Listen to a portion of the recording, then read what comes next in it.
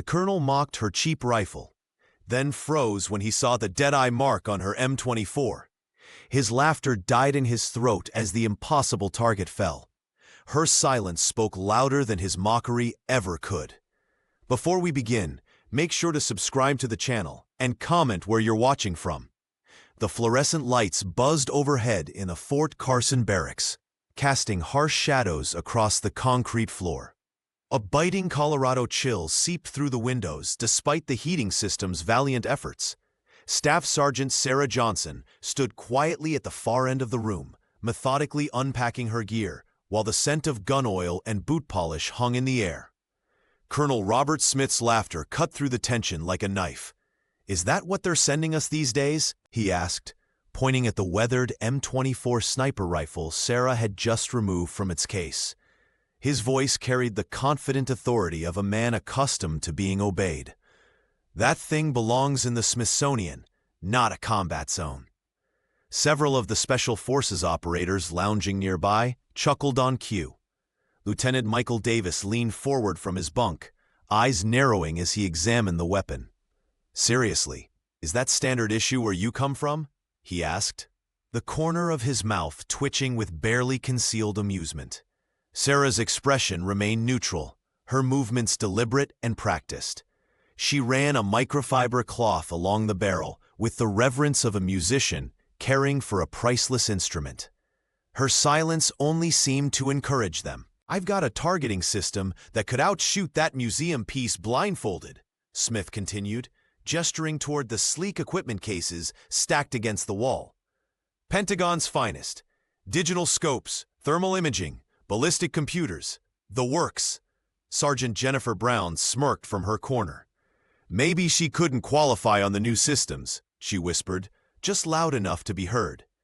Sarah continued her ritual, checking the action with practiced efficiency. Her hands moved with the confidence of someone who had performed this exact sequence thousands of times. The rifle might have looked worn, but under her care, every component gleamed with meticulous maintenance.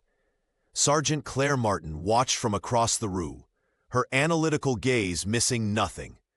Unlike the others, she observed the precision in Sarah's movements, the way she handled the weapon as an extension of herself, rather than a separate tool. The laughter gradually subsided as Sarah remained unmoved by their taunts. She assembled her cleaning kit with methodical care, each tool arranged in perfect order. The ritual was as much meditation as maintenance, a silent declaration that their opinions meant nothing against the weight of her experience. Colonel Smith eventually turned away, attention shifting to the mission briefing materials spread across the table. But his dismissive glance toward Sarah's corner conveyed everything. On his team, legacy equipment had no place. Technology ruled here, and anything else was simply obsolete. The barracks fell silent as Sarah Johnson adjusted her scope with the practiced precision of someone who had performed this ritual thousands of times. Her slender fingers moved with surgical accuracy, making micro-adjustments invisible to the untrained eye. The fluorescent lights of Fort Carson's quarters cast harsh shadows across her weathered rifle, highlighting every scratch and dent that told its own story. Colonel Robert Smith's laughter, which had dominated the room moments before, caught in his throat. His eyes narrowed as they fixed upon something etched into the wooden stock of the M24. A simple but unmistakable mark, a crosshair superimposed over a lone star. The colonel's face drained of color, his previous mockery evaporating like morning dew under a harsh sun. "Is that?" he began, but couldn't finish the sentence. The abrupt shift in Smith's demeanor sent ripples through the room. The other operators, who had been enjoying their commander's ridicule of the seemingly outdated equipment, fell silent one by one as they noticed his reaction. Uncertainty crawled across their faces, replacing their smirks with furrowed brows and questioning glances. Lieutenant Michael Davis, who had been leaning against the wall with arms crossed and a smug expression, straightened his posture. The lieutenant, known for his unwavering confidence in cutting-edge technology, suddenly appeared less certain as he studied Sarah's calm demeanor and the colonel's unexpected reaction. Sergeant Jennifer Brown nudged her teammate, whispering something inaudible, her eyes never leaving the rifle. Even Sergeant Claire Martin, typically unflappable during high-stress operations, shifted uncomfortably in her chair. The atmosphere in the barracks transformed in seconds, from dismissive amusement to tense anticipation. Sarah continued her work, seemingly oblivious to the effect the small engraving had produced. She checked the bolt action with methodical movements, her expression revealing nothing. The silence stretched, becoming almost tangible, wrapping around each person in the room like an invisible shroud. Corporal Daniel Johnson, the youngest of the group, glanced between Sarah and the colonel, trying to decipher the unspoken message that had passed between them. His hand unconsciously moved to his own weapon, a state-of-the-art assault rifle festooned with attachments and digital enhancements. A warning pulsed in the air, unspoken but felt by everyone present. The seasoned operators exchanged glances, a wordless communication, born from years of working in life-or-death situations. Something had changed fundamentally in their understanding of the quiet woman who had joined their unit, with nothing but an old rifle and minimal introduction. Colonel Smith cleared his throat, struggling to regain his composure, but the damage was done. The power dynamic had shifted, and everyone in the room knew it. Outside, the distant rumble of artillery rolled over the Colorado Rockies, echoing through the valley like summer thunder. The sound was a grim reminder of the conflict raging just beyond the secure perimeter of Fort Carson. Sarah Johnson paused at the threshold of the barracks, her posture military straight despite the weight of her weathered duffel bag. Her eyes, sharp and assessing, took in the scene before her. 5 Special Forces operatives huddled around a metal table where Colonel Robert Smith stood with the confidence of a man accustomed to command. His hands moved with theatrical precision over what appeared to be the military's latest targeting system. The sleek black device gleamed under the harsh fluorescent lights, its digital display casting blue reflections across the faces of the attentive soldiers. "Response time under 0.3 seconds, the colonel announced, his voice carrying the practiced cadence of someone who'd given this presentation many times. Thermal imaging that can detect body heat through 3 feet of concrete, and infrared capabilities that adjust automatically for atmospheric conditions." He tapped a button, and the display shifted to show a simulated target acquisition. "These scopes practically take the shot for you." Lieutenant Michael Davis leaned forward, his expression one of undisguised admiration. "And these are standard issue for this operation, sir?" he asked, already reaching out as if eager to touch the equipment. "Hardly standard," Smith replied with a satisfied smile. "This is the Pentagon's finest. Custom-built for our unit specifically." He glanced around the room, making eye contact with Sergeant Jennifer Brown and Corporal Daniel Johnson, who nodded appreciatively. Sergeant Claire Martin remained slightly apart, her face revealing nothing but professional interest. Sarah moved quietly along the wall, deliberately avoiding the demonstration. She set her weathered duffel on the floor in a far corner of the room, followed by her rifle case, an old, battered container that had clearly seen years of service. The soft thud as she placed it down drew a few curious glances from the team. Claire's eyes lingered on Sarah longer than the others, noting the careful way she positioned the case, as if its contents were infinitely precious despite its worn exterior. There was something in the staff sergeant's movements, a fluid economy, a certainty, that spoke of experience beyond what her rank might suggest. Colonel Smith continued his enthusiastic presentation, but his voice faltered slightly when he noticed Sarah's deliberate distance from the group. His eyes narrowed almost imperceptibly before he resumed with renewed vigor, raising his voice just enough to ensure it carried to the corner where she stood. "With this technology," he proclaimed, "we'll complete this extraction with unprecedented precision. No room for human error." The words hung in the air, perhaps intended as a challenge to the silent newcomer who seemed unimpressed by the military's latest innovations. Colonel Robert Smith approached with a swagger that only years of military command could cultivate. His polished boots clicked against the concrete floor of the Fort Carson barracks as he made his way toward the newcomer, hands clasped firmly behind his back. The fluorescent lights overhead cast harsh shadows across his face, accentuating the smirk playing at the corners of his mouth. "Staff Sergeant Johnson, I presume?" His voice dripped with patronization, loud enough for the other team members to hear. The question was unnecessary. He'd reviewed her file thoroughly before her arrival. But the theatrical display was for the benefit of his audience. "Yes, sir," Sarah replied coolly, her eyes never leaving his. There was no deference in her gaze, only a calm assessment that seemed to look through him rather than at him. The colonel's authority typically commanded immediate respect, but the staff sergeant's composure remained unshaken. Lieutenant Davis and Sergeant Brown exchanged glances from across the room. They'd rarely seen anyone maintain such composure under Smith's scrutiny.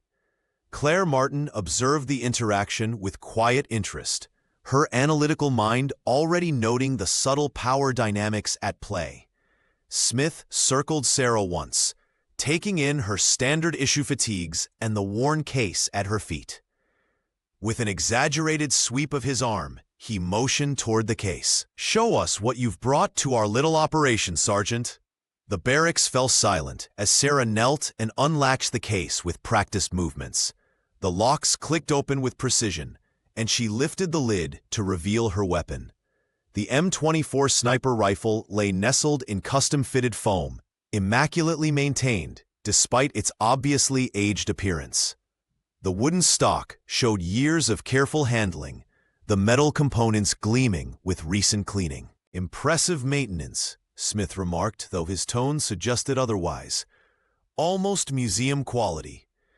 Under the harsh lighting, the rifle seemed out of place among the cutting-edge equipment scattered throughout the barracks. Corporal Johnson edged closer, curiosity overcoming his initial skepticism. The contrast was stark. While the team's gear featured digital displays and composite materials, Sarah's rifle spoke of a different era in military operations. Smith ran a finger along the barrel, his expression a mixture of amusement and disbelief. "The Pentagon sends us their best technology and you show up with this." He straightened, addressing his team rather than Sarah. "Well, I suppose every unit needs its traditions." Sarah closed the case with the same deliberate calm with which she'd opened it, seemingly immune to the colonel's thinly veiled mockery. Her silence spoke volumes, a quiet confidence that needed no verbal defense. Colonel Smith made a theatrical gesture toward Sarah's open rifle case, ensuring everyone in the barracks could see the weathered M24 resting inside. His lips curled into a smirk as he looked from face to face among his team. "They told me we were getting specialist support," he announced, his voice carrying enough volume to bounce off the walls of Fort Carson's concrete barracks. "But they didn't mention they were sending gear from the museum." Laughter rippled through the room. Lieutenant Michael Davis snorted loudly, while Sergeant Jennifer Brown shook her head with an amused smile. Corporal Daniel Johnson leaned in for a better look, his eyebrows raised in mock astonishment. "Does it still fire, or is it just for show?" Lieutenant Davis called out, generating another round of chuckles. Throughout the display, Staff Sergeant Sarah Johnson remained perfectly still, her expression unreadable. Her weathered hands, calloused from countless hours of fieldwork, moved with practiced efficiency as she closed the case with deliberate calm. The metal latches clicked shut with finality, like punctuation marks ending the conversation she refused to join. In the corner, Sergeant Claire Martin stood slightly apart from the group. Unlike her colleagues, she didn't join in the laughter. Her analytical gaze remained fixed on Sarah, studying the sniper's methodical movements and composed demeanor. Claire's head tilted slightly, a gesture of curiosity rather than mockery. Sarah turned away from the group, moving to her assigned bunk where she began unpacking her duffel with the same measured precision she'd shown with her rifle. She arranged her few belongings with military orderliness, seemingly oblivious to the sideways glances and whispered comments. Claire stepped away from the wall, moving closer to observe Sarah's preparations. There was something in the specialist's economy of movement that spoke volumes, a confidence that required no verbal defense. While the others saw only outdated equipment, Claire recognized the hallmarks of experience that transcended technological advances. "All right, enough entertainment," Colonel Smith finally announced, clapping his hands together. "Gear check in 30. I want everyone's systems calibrated and synchronized." As the team dispersed to their stations, Claire's eyes lingered on Sarah for a moment longer. Where her teammates saw obsolescence, Claire recognized something else entirely: the quiet competence of someone who relied on skill rather than gadgetry. A flicker of respect crossed her features before she turned away, the only person in the room who sensed there might be more to this quiet sniper than met the eye. The fluorescent lights buzzed overhead as the team gathered around the tactical display. Colonel Robert Smith checked his watch, the metal band glinting under the harsh light. "The briefing is at 1800, he announced, his voice carrying the weight of authority. "Our mission is straightforward: extraction of a high-value intelligence asset from a hostile compound." He traced a finger along the holographic terrain map. "Quick in, quick out. We'll be using the latest targeting systems to neutralize any threats before they even know we're there." The team nodded in unison, except for Staff Sergeant Sarah Johnson, who studied the topographical features with intense focus. After several moments of silence, she finally spoke, her voice steady and measured.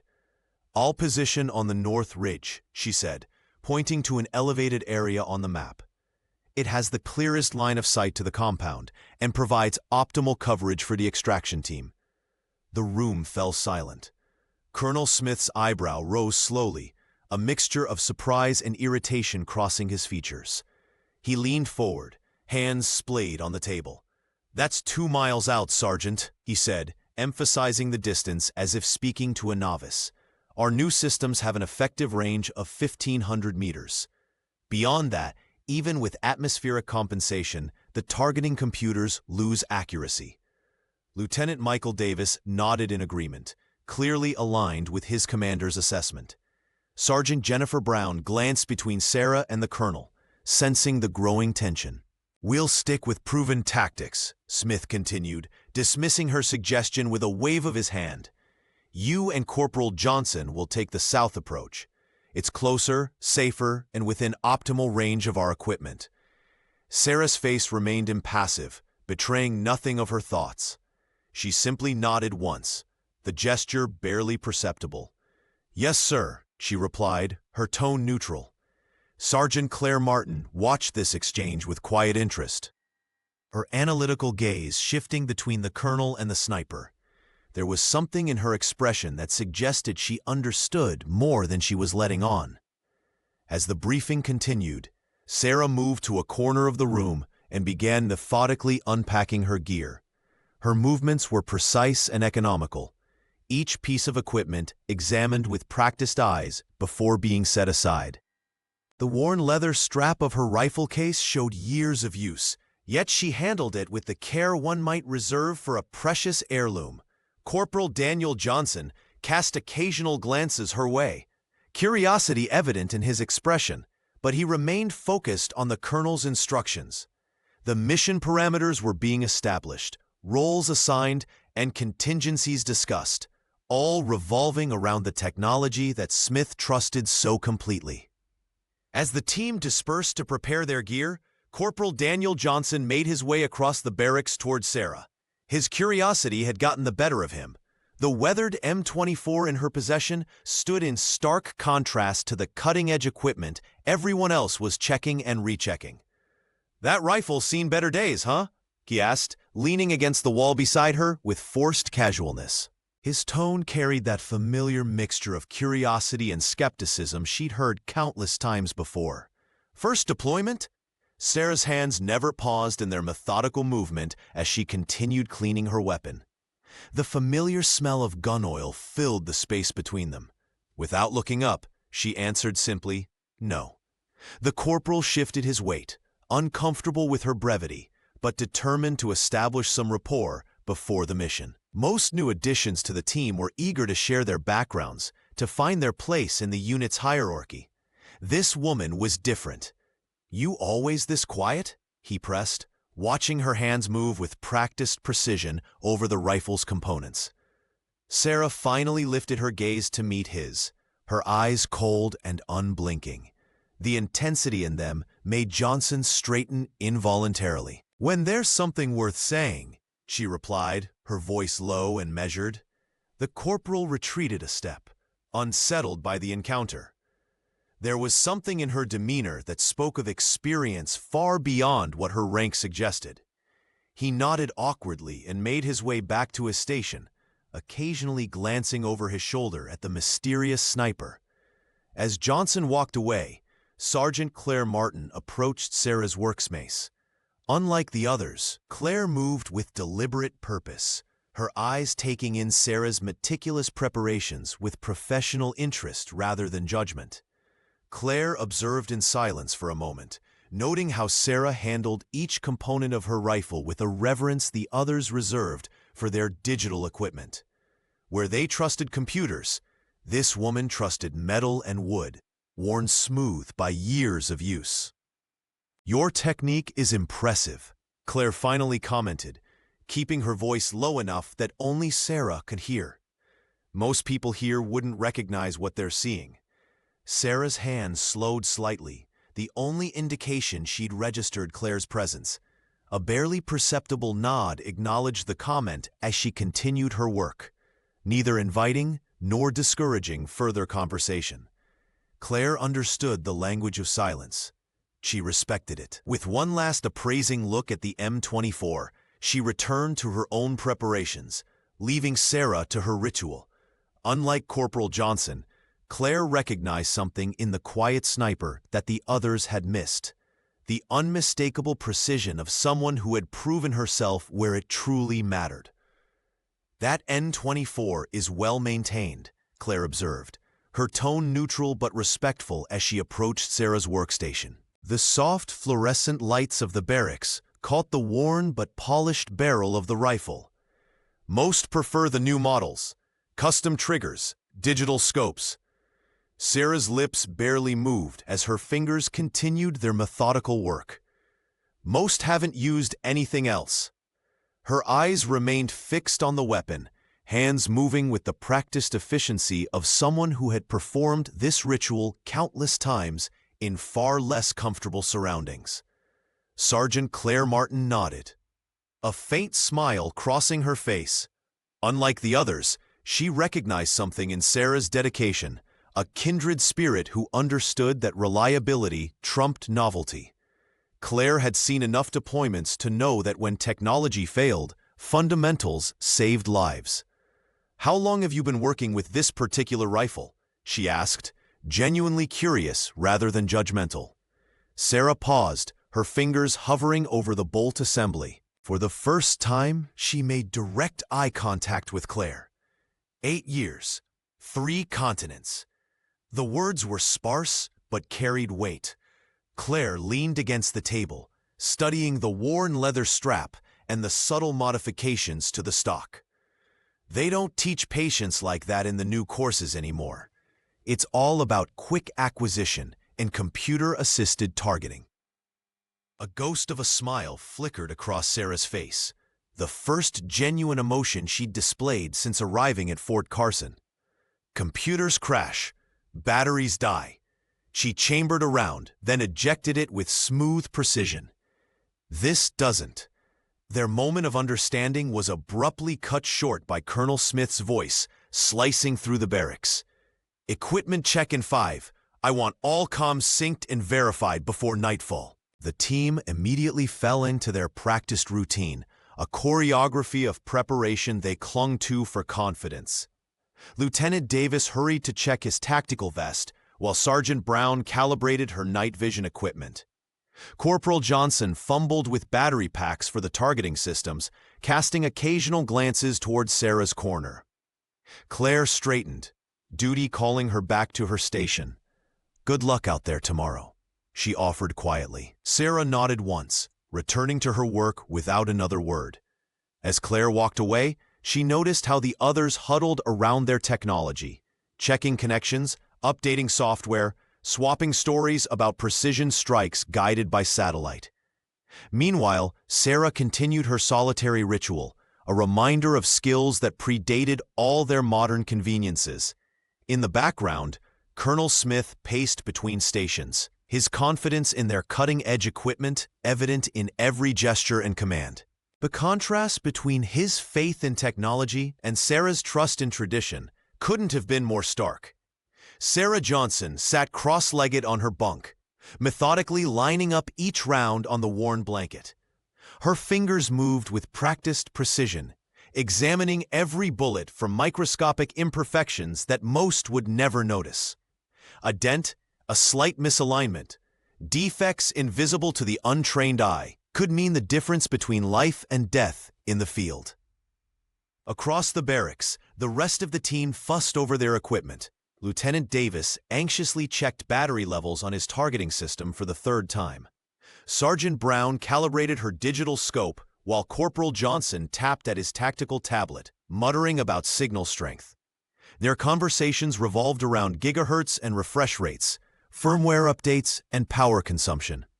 "Anyone need a charger?" Lieutenant Davis called out, waving a tangled mess of cables. These new scopes drain faster than the manual claims. Sarah glanced up briefly, then returned to her task. She loaded each magazine with the same methodical care she'd shown for 15 years of service. No computers, no electronics, just muscle memory and respect for the fundamentals. The contrast couldn't have been starker. While they relied on technology to compensate for human error, she had eliminated the error. As dusk settled over Fort Carson, the mountains outside turned purple against the darkening sky. The team filed into the briefing room, boots echoing on concrete floors. Colonel Smith stood at the center, his confident posture illuminated by the blue glow of holographic displays hovering above the central table. "Gather round," Smith commanded, manipulating the 3D terrain map with practiced gestures. The hologram shifted, zooming in on a compound nestled in a valley between two ridges. "Our intelligence asset is being held here. Extraction window opens at 0200 and closes 30 minutes later." The colonel detailed entry points, guard rotations, and defensive measures, his finger tracing glowing paths through the hologram. "Our targeting systems will compensate for all variables. Clean shots, minimal exposure." Sarah studied the terrain, noting the valley's orientation relative to the prevailing winds. "Sir," she said quietly, "the mountain corridor creates unpredictable wind drift patterns. The computers won't account for sudden shifts." Smith's hand froze mid-gesture. The room fell silent as he turned toward her, irritation flashing across his face. "Staff Sergeant," he replied, voice clipped. "Our systems factor in real-time atmospheric conditions. They're designed by people who understand physics better than any of us." He tapped his tablet, bringing up technical specifications. Three-dimensional wind mapping, updated every half-second. Sarah didn't argue further, but her expression remained unconvinced.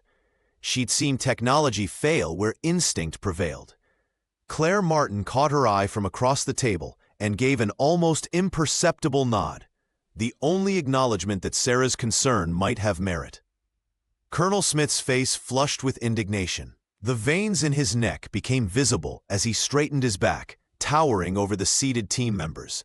"Staff Sergeant Johnson, our systems account for all variables, including wind drift. That's why the Pentagon invested millions in this technology." His voice carried the edge of someone unaccustomed to having his expertise questioned, especially in front of his team.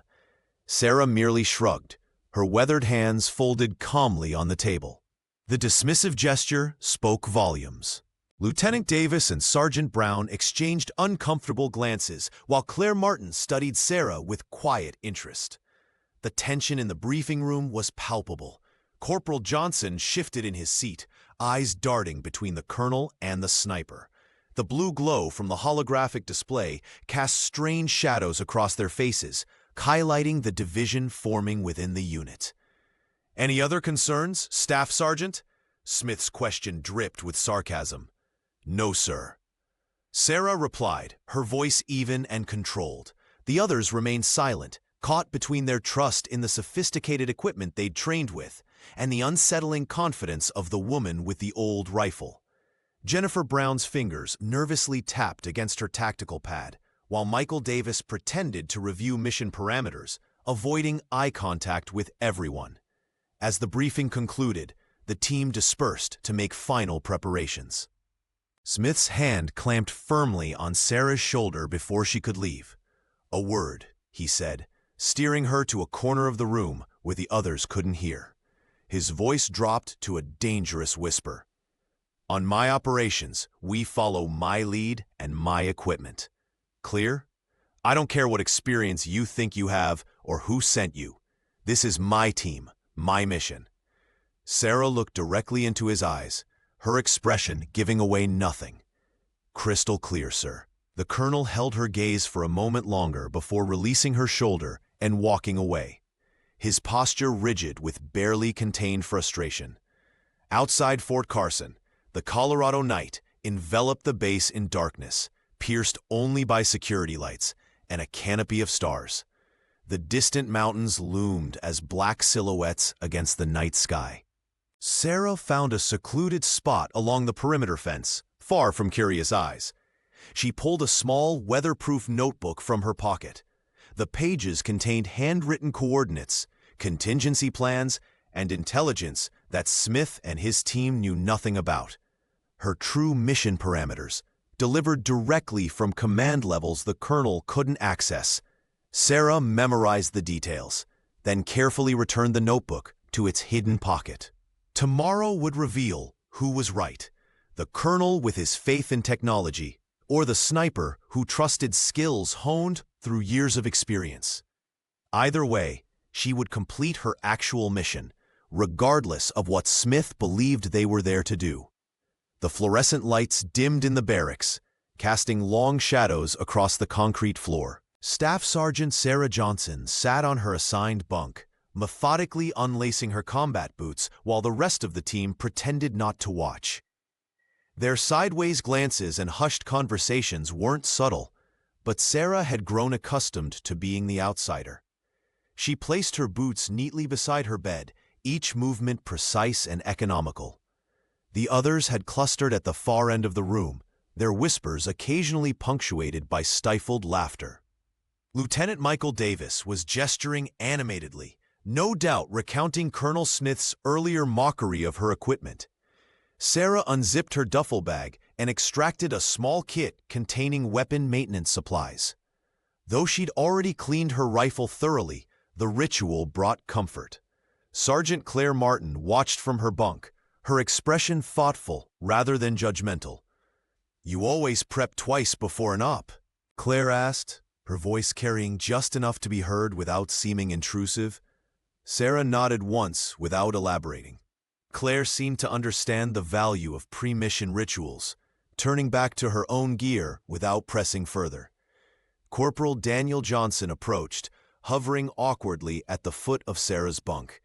His earlier bravado had faded, replaced by a nervous energy that manifested in his fidgeting hands. "No hard feelings about earlier, right?" he ventured, clearly uncomfortable with the silence that had fallen between them.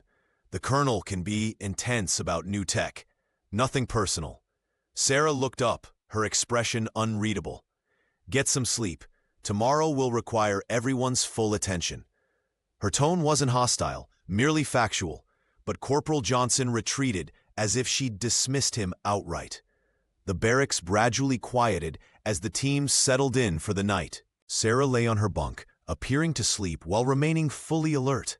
Her right hand rested casually on the worn leather strap of her rifle case, fingers positioned to grab it instantly if needed. The habit was so ingrained she no longer consciously thought about it. Through barely open eyes, she observed Sergeant Jennifer Brown whispering something to Lieutenant Davis before both glanced in her direction. Their skepticism was palpable, but Sarah remained unmoved. Their opinions meant nothing compared to the mission. Years of specialized training had taught her to rest without truly sleeping, to maintain awareness while allowing her body to recover. The Deadeye program had drilled this skill into her until it became second nature, the ability to appear vulnerable while remaining combat-ready. As the others drifted off to sleep, Sarah mentally reviewed the compound layout, wind patterns in the Colorado mountains, and the inconsistencies in Colonel Smith's briefing. Something wasn't right, and tomorrow would reveal whether her suspicions were justified. The first rays of dawn crept over the jagged silhouette of the Rocky Mountains, painting the landscape in soft hues of purple and gold. Staff Sergeant Sarah Johnson lay prone on the frost-covered ground, her weathered M24 nestled against her shoulder as if it were an extension of her body. The cold bit through her tactical gear, but she remained motionless, her breathing slow and controlled. Beside her, Corporal Daniel Johnson shifted uncomfortably, constantly adjusting his position and checking his equipment. The south approach Colonel Smith had assigned them offered decent coverage, but Sarah knew it wasn't optimal. The digital display on his targeting system glowed faintly in the dim light. "You really think that antique can hit anything from here?" Daniel whispered, eyeing her rifle with undisguised skepticism. His own weapon, loaded with the latest targeting technology, seemed to give him a sense of superiority. Sarah's eyes never left her scope as she replied with the colonel's own dismissive words, "If needed." Her tone was flat, devoid of defensiveness or pride. Through her earpiece, she could hear the rest of the team positioning themselves. Lieutenant Davis was confirming coordinates, while Sergeant Brown reported readiness. Colonel Smith's voice came through, authoritative and confident, as he directed the final preparations for the breach. Suddenly, a burst of static pierced through their communications. Sarah's muscles tensed imperceptibly. The static grew louder, drowning out voices and commands. "What the hell?" Daniel hissed, tapping his earpiece frantically. The comms crackled once more before dying completely. In the sudden silence, Sarah could hear Daniel's quickened breathing beside her. The team's entire communication network had gone dark. "Systems are down," he muttered, frantically checking his targeting computer. The screen flickered before going black. "Everything's dead." Sarah remained calm, her finger resting lightly outside the trigger guard of her rifle. Unlike her teammates, she hadn't relied on the digital equipment. Her calculations for wind speed, distance, and elevation were already committed to memory, marked in a small notebook tucked in her pocket.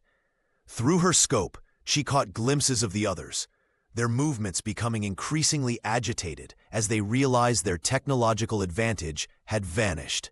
The team was suddenly blind and deaf, their precious tech rendered useless by whatever was jamming their signals. Smith's voice, now distant and barely audible, called for a fallback to the rally point. The panic in his tone was unmistakable, a commander suddenly stripped of his most trusted tools. "Did you hear the order?" Daniel hissed at Sarah, already gathering his equipment. "We need to go." Sarah's eyes never left her scope. "You go. I'll maintain position." "Everyone, fall back to the rally point immediately."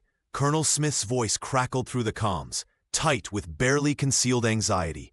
The sudden change in plans sent a ripple of tension through the operation. "Did you hear the order?" Corporal Johnson hissed, already gathering his equipment. His eyes darted nervously between Sarah and the tree line. "We need to go. Now." Sarah Johnson remained motionless, her weathered M24 steady against her shoulder, eye never leaving the scope. The familiar weight of the rifle felt reassuring in her hands, like an old friend who had never let her down. "You go," she replied evenly. "I'll maintain position." "That's a direct order from the colonel," Corporal Johnson insisted, his voice rising with frustration and fear. "This isn't the time for heroics." Sarah finally turned to look at him, her expression unreadable. "I understand the risks. Go." The corporal hesitated, conflict evident on his face. Military protocol demanded obedience to the chain of command, but something in Sarah's calm certainty made him pause. Finally, with a reluctant nod, he retreated, scrambling down the slope toward the designated rally point where the rest of the team would be gathering. The moment his footsteps faded, Sarah moved with practiced efficiency. She broke down her rifle in under 30 seconds, packed her equipment, and slipped away in the opposite direction. Rather than following orders to the rally point, she headed precisely where Colonel Smith had forbidden her to go, the North Ridge she had originally suggested during the briefing. The climb was punishing. Loose rocks skittered beneath her boots as she navigated the steep incline. Her gear heavy against her back, any normal soldier would have struggled, but Sarah moved with uncanny confidence, her breathing controlled and even.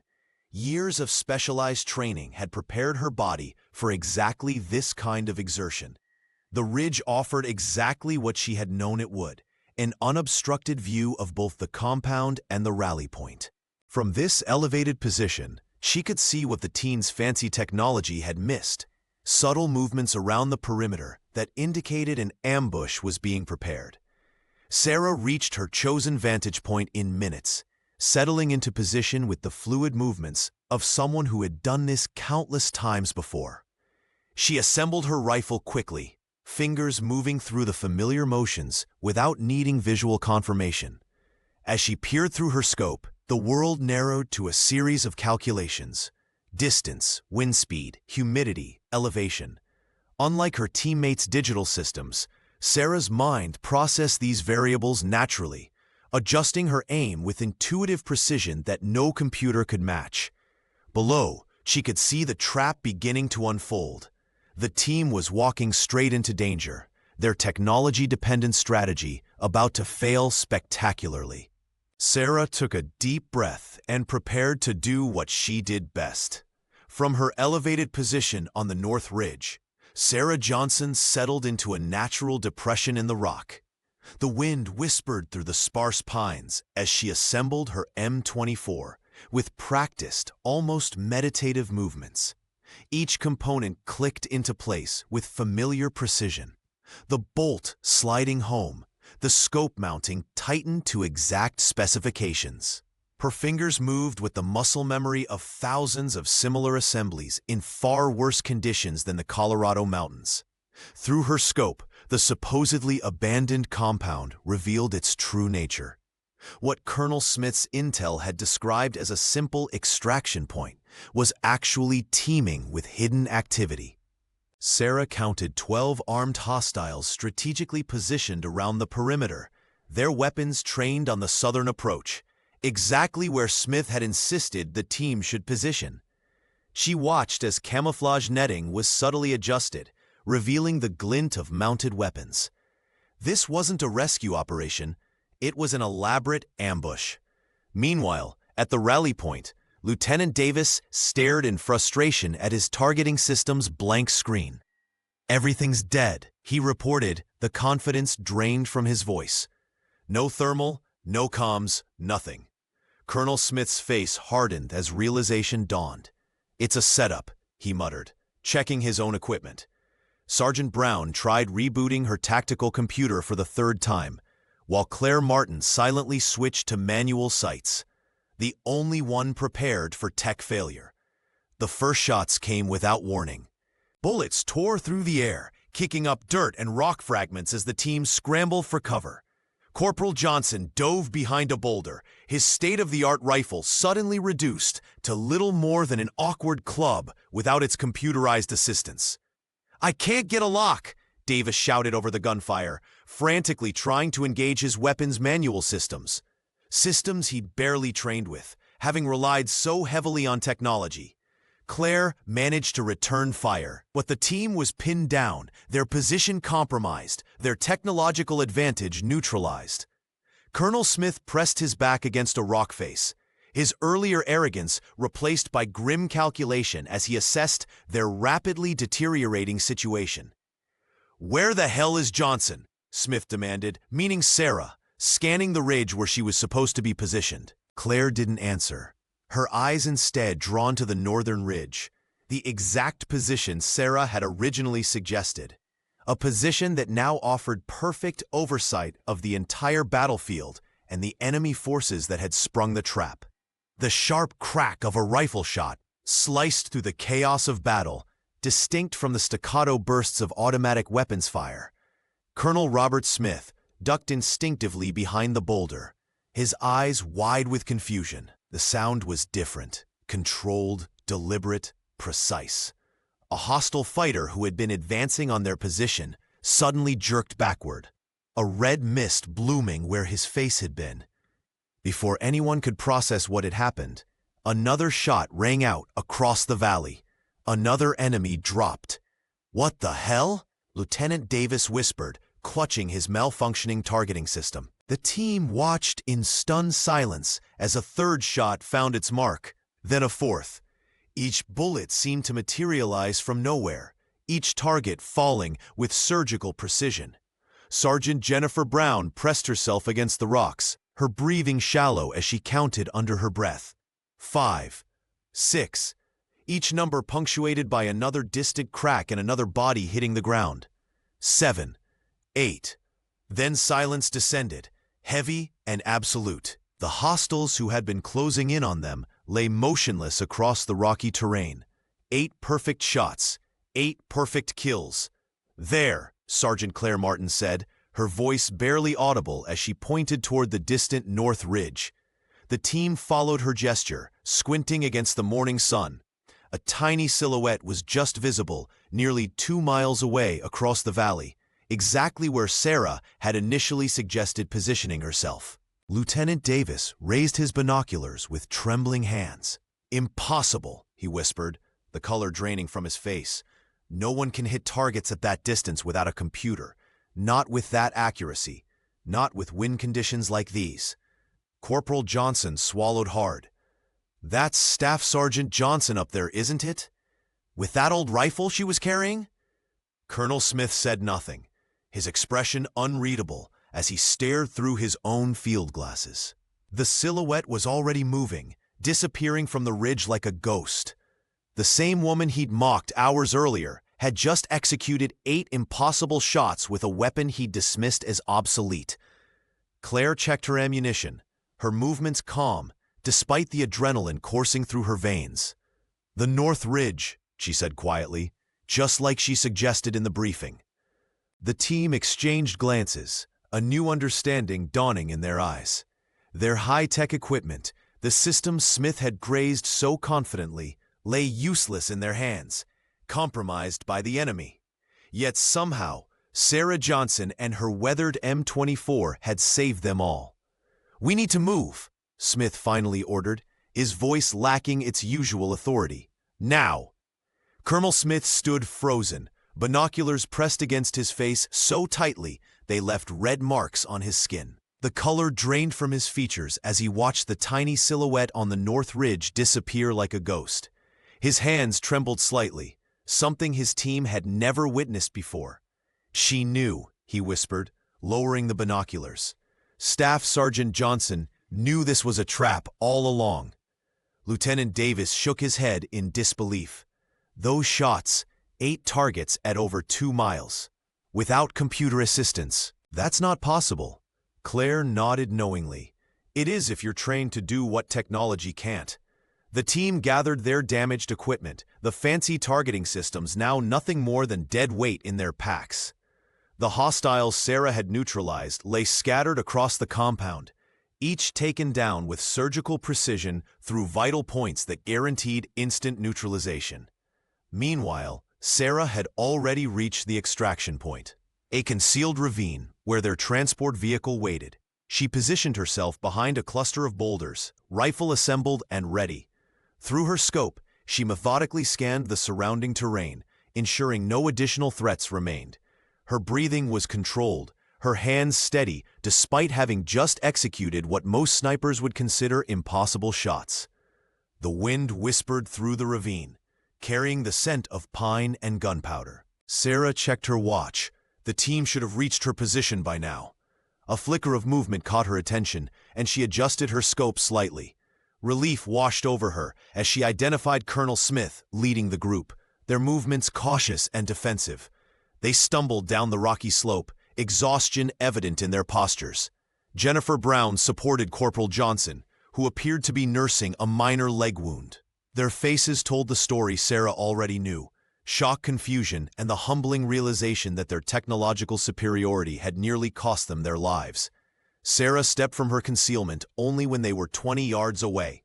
The team startled, hands instinctively moving toward weapons before recognition set in. "Extraction vehicle is fueled and ready," she stated matter-of-factly, as though she hadn't just saved all their lives with seemingly impossible marksmanship. Smith approached her, his earlier arrogance replaced with something resembling respect. He opened his mouth to speak, then closed it, searching for words that wouldn't come. Claire broke the silence. "You predicted everything. How?" Sarah simply nodded toward the vehicle. "We need to move. Debriefing comes later." As the team climbed aboard, their eyes lingered on the weathered rifle case Sarah carried. The case containing the weapon they had mocked hours earlier, now the instrument of their salvation. Colonel Smith stood frozen, his face drained of color. Sarah Johnson reached into her tactical vest and produced a small electronic device.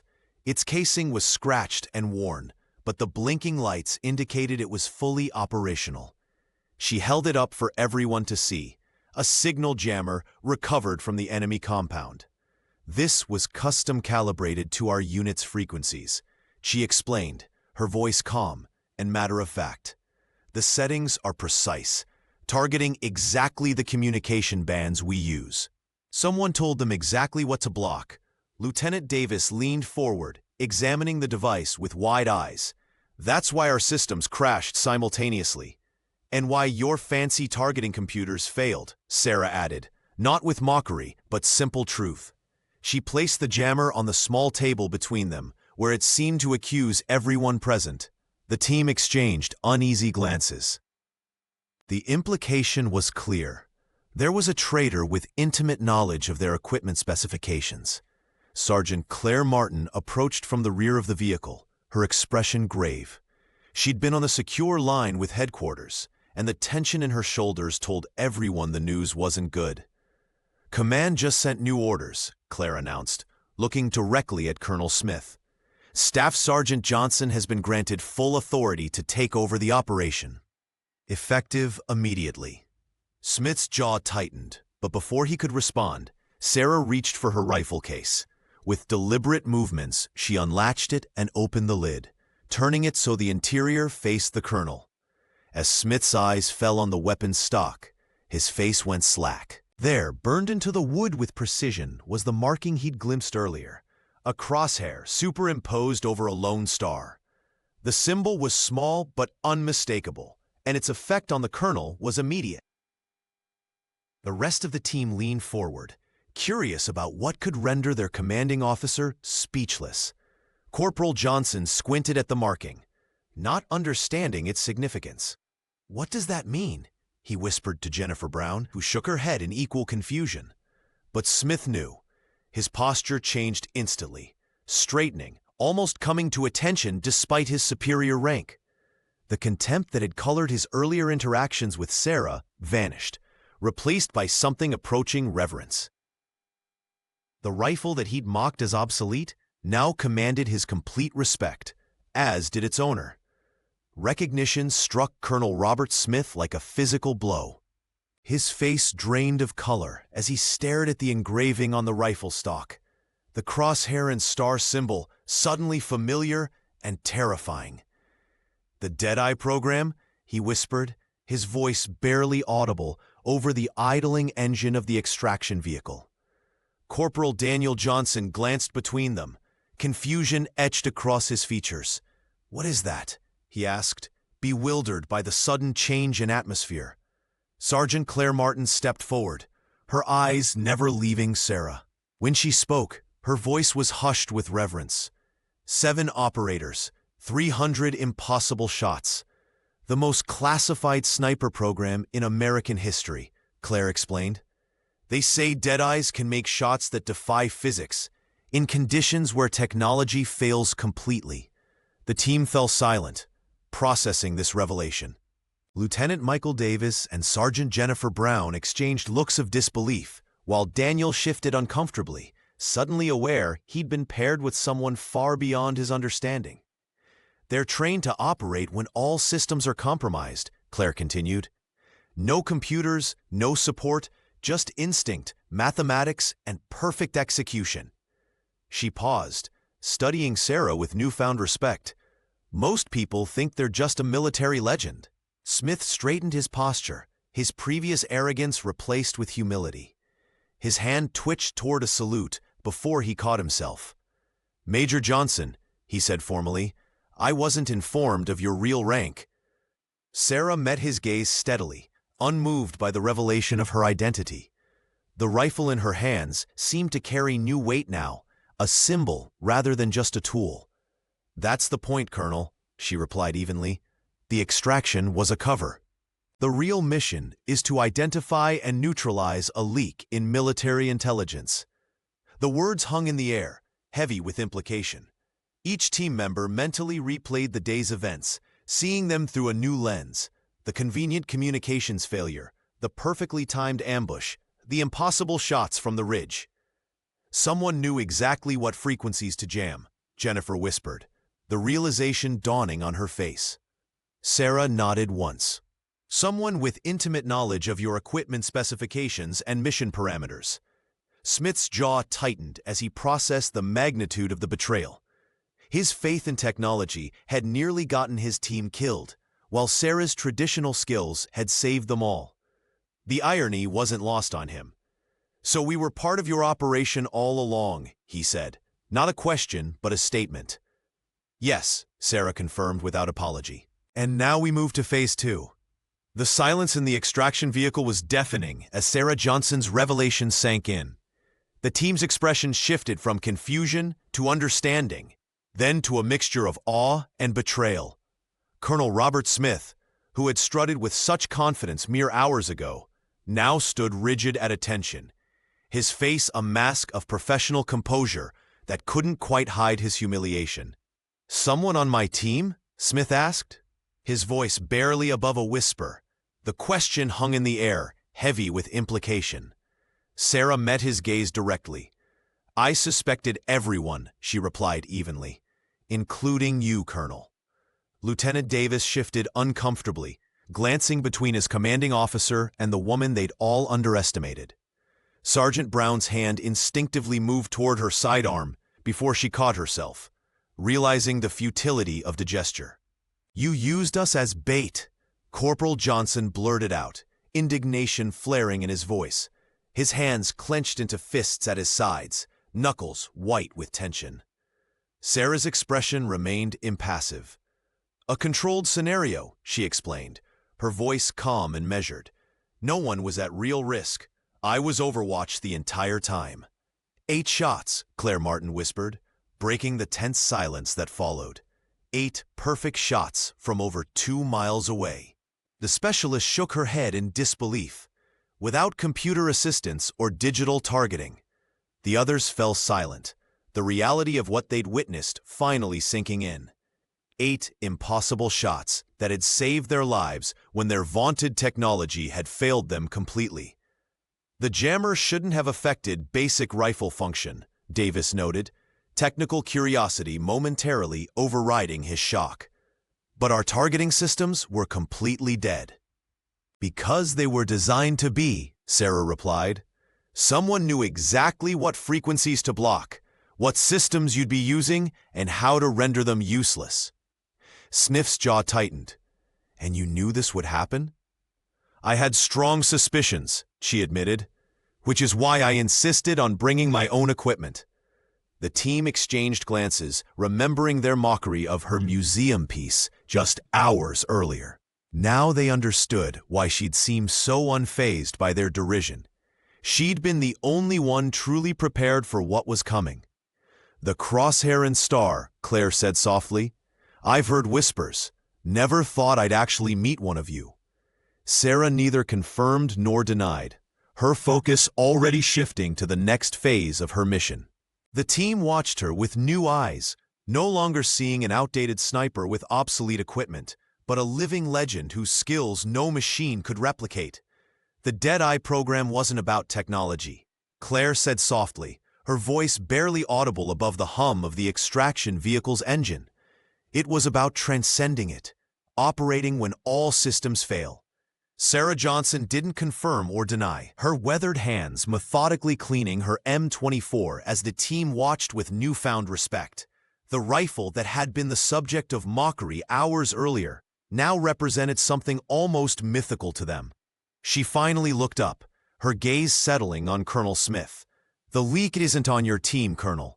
It's higher up. Someone with access to your unit's technical specifications." She placed a small notebook on the table between them. The jamming frequency was too precise, too tailored. Only someone with direct access to your equipment parameters could have engineered it. Smith's face darkened as realization dawned. He picked up the notebook, examining Sarah's meticulous notes. "General Hayes," he whispered. "He personally approved our tech upgrades last month." Lieutenant Davis leaned forward, disbelief etched across his features. "A general? That's treason." "That's why I was sent," Sarah replied, sliding her rifle back into its case with practiced ease. The Pentagon suspected but needed confirmation without alerting the target. Corporal Johnson shook his head. "So all this, the extraction mission, the asset, it was all fabricated?" "The mission was real," Sarah corrected. "The intelligence was manipulated. Hayes knew exactly how your team would respond, what equipment you'd rely on. He counted on your dependence on technology." Claire nodded slowly. "And you counted on that dependence to expose him." The team fell silent, processing the magnitude of the betrayal. Sergeant Brown, who had barely spoken throughout the ordeal, finally broke the silence. "What happens now?" Colonel Smith straightened, his earlier arrogance replaced by grim determination. "We need to move. The next phase begins now." He turned to Sarah, extending his hand. "Major Johnson, I believe you have operational command." Sarah accepted the gesture with a nod. "We have 24 hours before Hayes realizes his plan failed. By then, we need to be in position." As the team gathered their gear, preparing to head into the unknown, they moved with new purpose. The dynamics had shifted, Smith deferring to Sarah's expertise, the others watching her with a mixture of awe and respect. Corporal Johnson paused beside her. "For what it's worth, I'm sorry about the rifle comments." Sarah allowed herself a rare smile. "It's not about the tool, it's about the hand that wields it."